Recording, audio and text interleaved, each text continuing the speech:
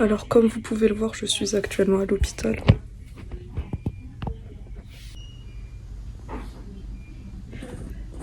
Donc je suis en service de gastro-entérologie, ça va faire presque de 2 heures que je suis là. Enfin au début j'étais dans la salle d'attente et maintenant je suis dans un box. Oh là là. Alors le fait est que ma sonde est complètement usée, comme vous pouvez le voir, elle se casse par moments. Et oui, ils ont pas compris au début, ils voulaient me changer encore juste l'embout. Je leur ai dit ouais mais même comme ça j'ai des problèmes avec. Du coup ils voulaient me donner un rendez-vous pour faire ça en endoscopie dans 3 jours, même 2 jours. Et je leur ai dit qu'en fait je pouvais plus supporter l'horreur que c'était de placer ça sans anesthésie en fait en local. Donc ils m'ont dit que là ils allaient voir avec un médecin si c'était possible de me la faire juste avec un contrôle radio encore. En gros pousser et vérifier en même temps avec la radio si elle est bien passée après l'estomac. Du coup là j'attends et on verra ce qu'on va me faire. En fait on m'a dit qu'on pouvait me proposer sous anesthésie générale. Mais le problème c'est qu'il n'y a pas de place avant très longtemps pour passer au bloc. Ça je vous en avais déjà parlé avant.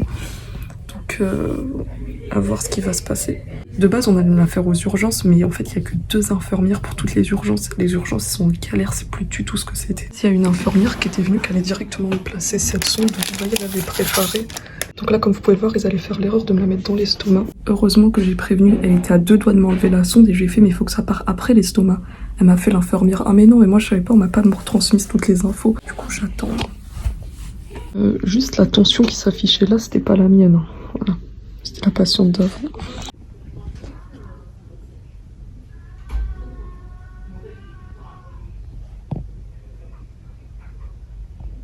Je suis vraiment désolée, c'est pas pour être méchante, mais il y a quelqu'un qui crie. Et au début, j'ai vraiment cru que c'est de la musique, genre de l'autotune. Genre, j'ai du mal à comprendre que c'était quelqu'un qui criait de douleur. Putain, la personne, j'imagine bien la douleur dans laquelle elle doit être. C'est horrible.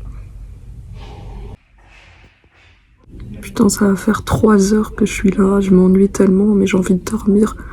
Mais en même temps, le pire, c'est d'attendre pour rien, en fait.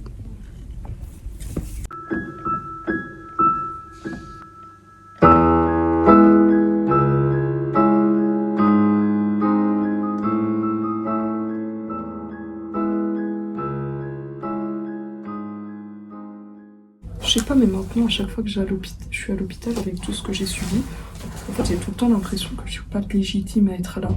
Comme si je monopolisais un box pour rien.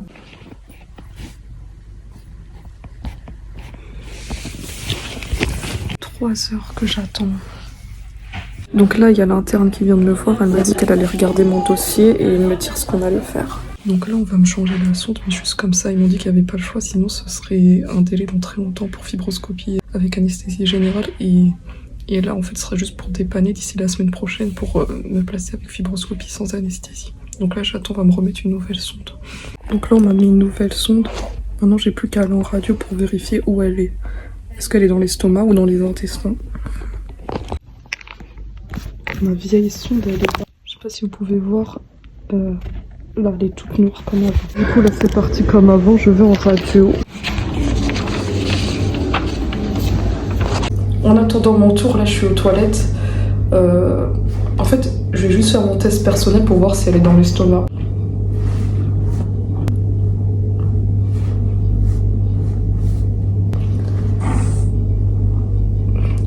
En fait, quand je souffle, ça me fait pas rôter. Et d'habitude, quand elle est dans l'estomac, ça me fait rôter. Donc, est-ce que par miracle et par chance, elle serait partie après? On verra. Du coup, je vous ai pas trop expliqué là pendant qu'elle me.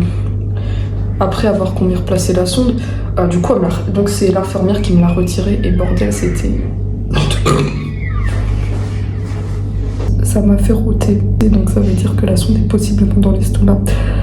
Du coup, c'est l'infirmière, je disais, qui m'a retiré la sonde. Elle était toute noire comme la dernière fois, donc vraiment, ça suce beaucoup trop vite ce type de sonde. On m'a mis le même calibre que la dernière fois, donc ça risque à nouveau s'user. Donc là, le docteur m'a dit que si jamais elle est dans l'estomac, on essaie comme ça pour voir. Et si vraiment ça passe pas, ça me fait vomir, ça provoque trop de symptômes, bah, j'appelle lundi, parce que là, du coup, on est vendredi, et j'aurai une place dans la semaine très vite pour me faire sous fibroscopie. Du coup, là, je vais passer en radio et voir où elle est. Je vous dis ça après.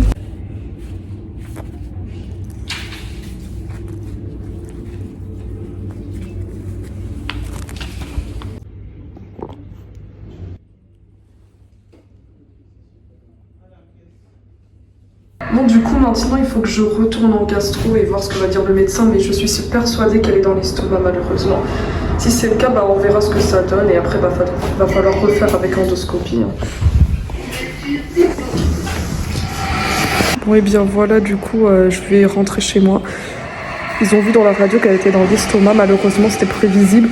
En fait, il y a juste le bout à la fin, ça faisait trop une boucle, ça faisait trop de pression, donc ils l'ont un peu ressorti. Donc malheureusement, je sais que ça va très mal se passer, mais on va quand même essayer. Donc là, j'ai le week-end pour essayer. Si ça va pas lundi, on va la replacer, comme je vous ai dit tout à l'heure. Bon, bah du coup, on fera ce test ensemble et on verra. Donc malheureusement, maintenant, je pourrais plus être à un débit à 85 ml par heure. Il va falloir que je baisse. Voilà, là je suis chez moi, j'aurais passé littéralement presque la journée à l'hôpital juste pour remettre une petite sonde, ça aura duré même pas 10 minutes et moi on me fait attendre des heures, bref c'est ça l'hôpital. Alors écoutez, je voulais dire un truc mais qui n'a rien à voir avec le sujet de cette vidéo.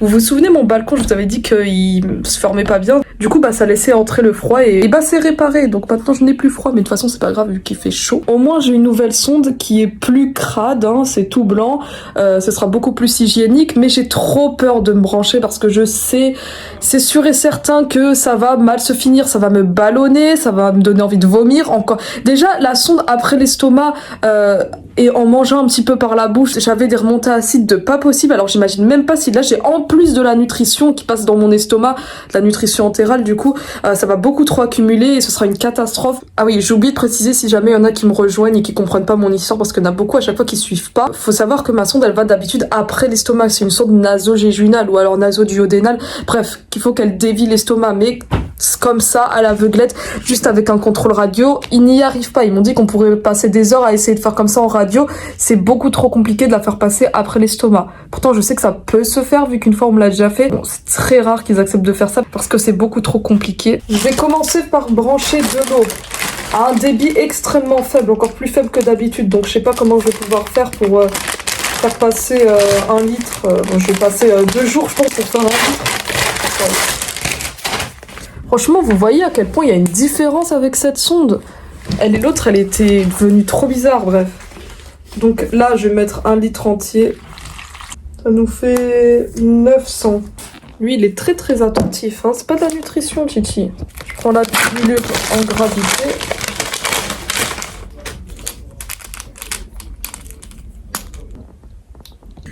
Je vais déjà rincer. Bon, vous vous souvenez, avant j'arrivais à mettre genre 2 seringues en même temps simultanément jusqu'à mon jéjunum et tout ça, y avait pas de problème. Mais là c'est dans l'estomac, je pourrais pas mettre une tonne d'eau pour rincer. Je sais pas si vous pouvez voir comment mon ventre il vient de gonfler. Et si je continue, je suis à la limite d'exploser là en fait. Je sais pas si vous pouvez voir comment mon ventre il ressort. Là, je suis droite, hein, je suis pas en train de ressortir mon ventre ou quoi, mais vraiment. What the fuck. C'était trop brusque pour mon estomac, je pense. Et comment je vais pouvoir brancher 1 litre si là déjà ça m'a ballonné? On commence à s'y habituer, hein, toujours les problèmes de sonde, ça commence à faire chier. Au final, j'aurais dû leur dire, ouais, on laisse la sonde là comme j'avais, même si elle était, elle fuyait à chaque fois, elle était très usée. Et j'aurais attendu qu'on me donne une date la semaine prochaine, mais on a quand même voulu essayer pour voir s'ils allaient possiblement la faire passer après l'estomac. Elle m'a dit qu'il y a 5% de chance qu'on puisse dévier l'estomac juste comme ça. Mais finalement, ça s'est pas fait. Bon, je vais faire mon test de mon côté, et puis dans quelques jours, je vous donnerai des nouvelles. Je vous dirai si ça va et que j'ai pas eu besoin de retourner à l'hôpital, ou si ça va pas et j'ai eu besoin qu'on me la remette sous endoscopie. Je vous donnerai des nouvelles dans une prochaine vidéo, parce que mon corps, comme vous pouvez le voir, c'est toujours très aléatoire. Un coup il va bien, un coup ça va pas, un coup c'est ceci, un coup j'arrive à manger un peu, ça se passe bien. C'est vraiment très compliqué. Bon bref, je vous tiens informé dans la prochaine vidéo.